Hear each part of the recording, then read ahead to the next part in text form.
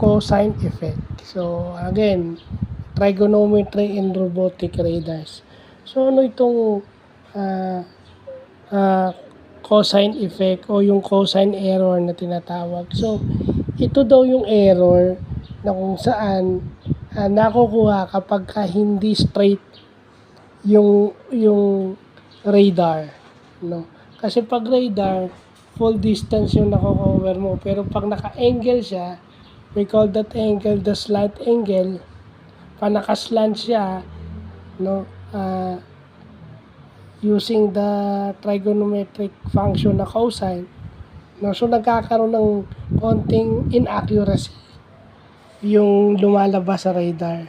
So lagay na lang natin sa ganun. Lagay na lang natin sa ganun yan. So, again, shows na yung trigonometry may ginagamit pa rin sa areas ng robotics. So, ang formula is actual distance is equal to measured distance times yung angle, no, times cosine theta. So, pinormula transformation na natin yan. So, bukas na lang natin gawin, ano. Basta may ganun. May ganun siya, no. So, yun lang po.